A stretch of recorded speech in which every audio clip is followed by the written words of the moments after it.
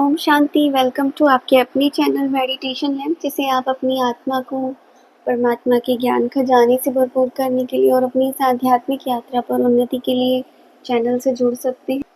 अभी अव्यक्त मुरली सीरीज चल रही है, जिसमें हम 1975 की मुरलीज को स्टडी कर रहे हैं और आज हमारे सामने जो मुरली है वो परिवर्तन के लिए प्रतिज्ञा 18 जनवरी 1975 की ये मुरली है।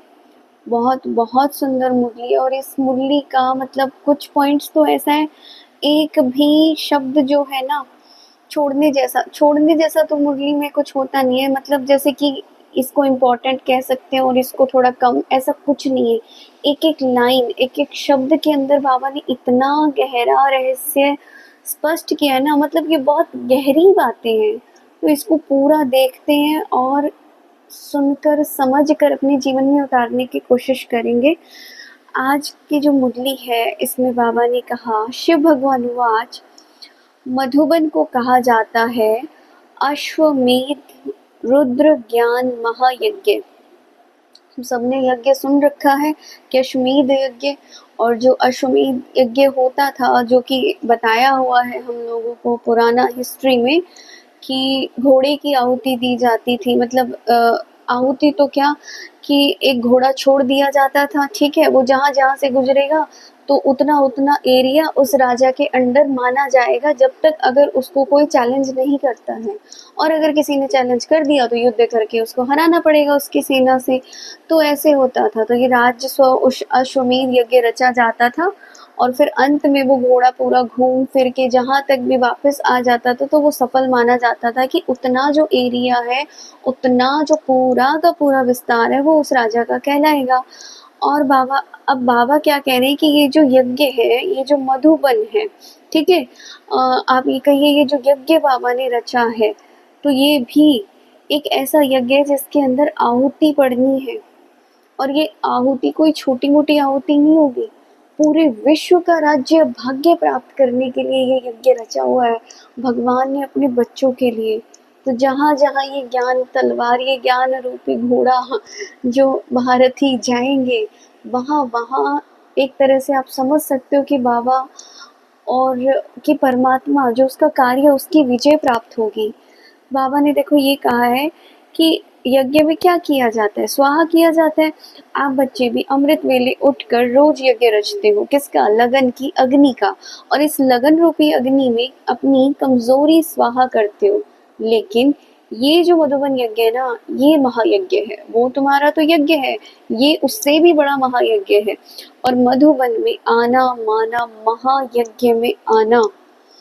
और शिव भगवान वाच, अंडरलाइन, मधुबन को क्यों महायज्ञ कहा है? क्योंकि यह अनेक आत्माओं की लगन की अग्नि का समूह है। समझ रहे हो कि जब अग्नि तीक्ष्ण होती है ना, और वो बहुत फोर्स वाली होती है, तो उसमें साधारण चीजें तो ऐसे जलती है कि पता तक नहीं चलेगा, बड़ी से बड़ी चीज वहां पर जल सकती है।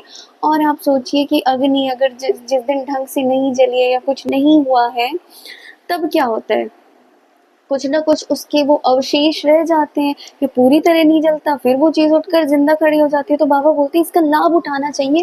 आज के बाद से कोई भी मधुबन जा रहा है ना, तो बुद्धि में क्लियर कर लेना, आप एक महा यज्ञ में जा रहे हो। परमात्मा ने कुछ राज खोले हैं और इनके हर चीज के पीछे लॉजिक, इसमें क्या लॉजिक लगाएंगे आप, ये बताइए।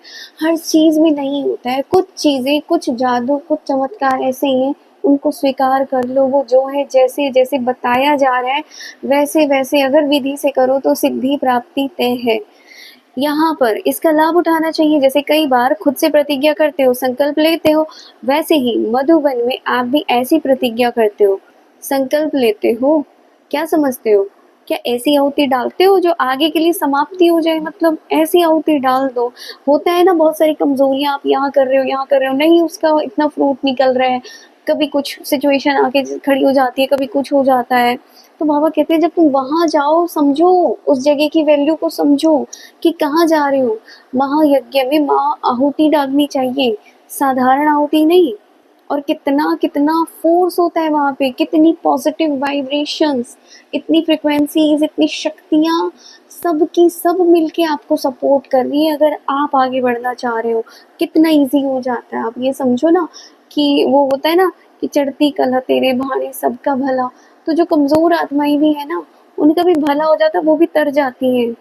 तो क्या होता है, अनेक आत्माओं के लगन की अग्नि क्या होती, सामूहिक डाली है। बाबा ने पूछा, यहाँ से जाते हो डाल कर जाते हो, फिर वापस ली है, या सोचते हो कि किस प्रकार के तिल व जो डालें।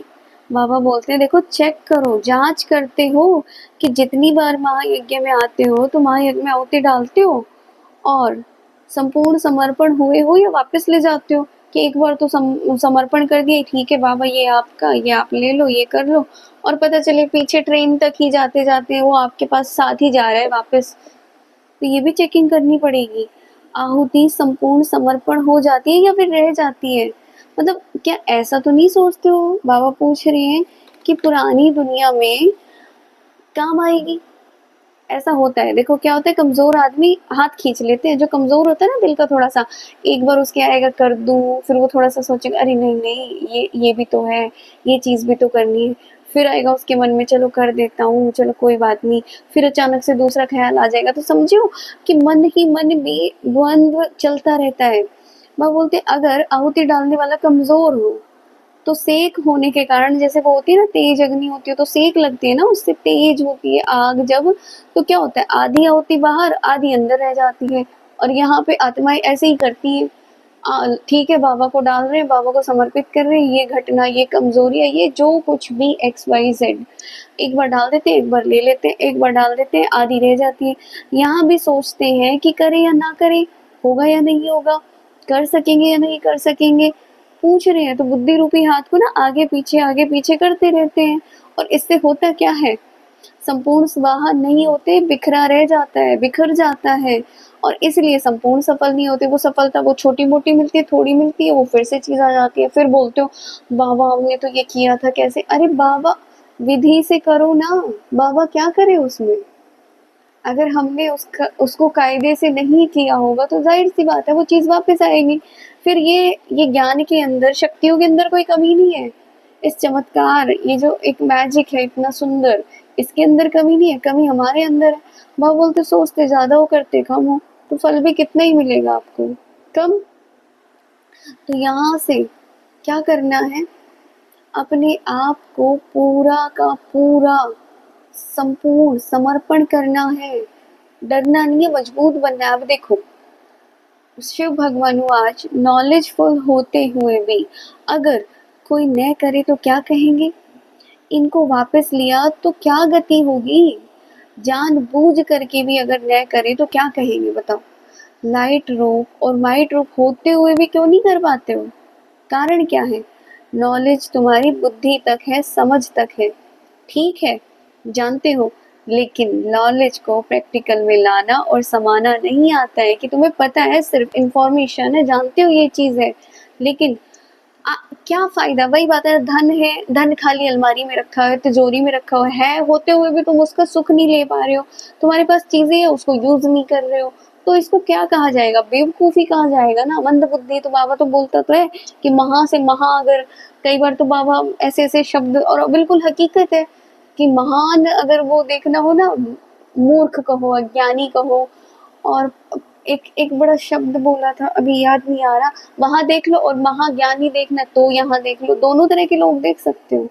जैसे होता है ना भोजन भी खाते हैं, क्या होता है भोजन खाना एक अलग चीज है, हजम करना अलग बात है, कि खा लो ठूस लो भर लो, हजम ही नहीं हो रहा है सामने वाले को, उसको तो लूज मोशन लग रहे हैं, उसका पेट खराब हो रहा है, जो भी कुछ हो रहा है, उसके अंदर ताकत ही नहीं है, समाते नहीं हो, हजम नहीं होता, रस नहीं बनता, शक्ति नहीं मिलती। जीभ तक खा लिया तो रस नहीं बनेगा, शक्ति नहीं मिलती, समाने के बाद ही शक्ति का स्वरूप बनता है। खाते ही अगर किसी की उल्टी हो जाए तो आपको क्या लगता है, उससे कुछ मिलना है कि हमने तो खा लिया था, अरे तुमने खा लिया था लेकिन उसके अंदर जो प्रोटीन्स थे, विटामिन्स थे, जो भी न्यूट्रिएंट्स मिलने थे वो तो सब बाहर, तुरंत उल्टा तुम्हारा तो हाजमा खत्म, खराब, और ही ज्यादा तबीयत खराब हो जाएगी जब चीजों को तुम झेल ही नहीं पा रहे हैं। तो यही बात है, समाना समाना, समाया तो ही शक्ति है, सुनने का रस आया, ज्ञान में भी क्या होता है, सुनने का रस आया, समझ में आया, लेकिन समाया नहीं, प्रैक्टिकल में नहीं लाया। तो जितना धारणा में आता है संस्कार बन जाता है, जितना नहीं आता है फिर तुम्हारी वो कमी कमजोरियां वैसे ही रह जाती हैं, तो उतना ही प्रैक्टिकल सफलता का स्वरूप दिखाई पड़ता है। अब सोचो जरा, नॉलेजफुल का मीनिंग ही क्या है? नॉलेजफुल का अर्थ है हर एक कर्मेंद्रियों में नॉलेज समा जाए, क्या करना है और क्या नहीं। तो धोखा खाने की बात रहेगी क्या, बताओ? नहीं रहेगी।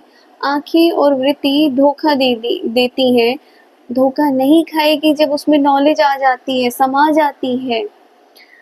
तो ये थी आज की मुरली, और सच में इतनी प्रैक्टिकल और इतनी गहरी कि जो बहुत बार बोलते हैं ना, समझ नहीं आ रहा कि पुरुषार्थ आगे क्यों नहीं बढ़ रहा, स्थिति मतलब उतनी ज़्यादा नहीं है जितना हम चाहते हैं, ये चीज़ें कहाँ गड़बड़ हो रही है। आज बाबा ने उन चीज़ों के जवाब दिए कि जी कहाँ गड़बड़ हो रही है। तो बहुत कायदे से समझ करके एक बार इसको 2, 3, 4 बार समझना और अप्लाई करना है। मधुबन की जो वैल्यू है उसको एग्जैक्ट समझना है क्या है, और जहाँ से आप किसी भी चीज़ का अपने जीवन में फ़ायदा उठा सकते हो, तो कहाँ क्या दिक्कत है, क्यों नहीं उन बातों को यूज़ करते हैं।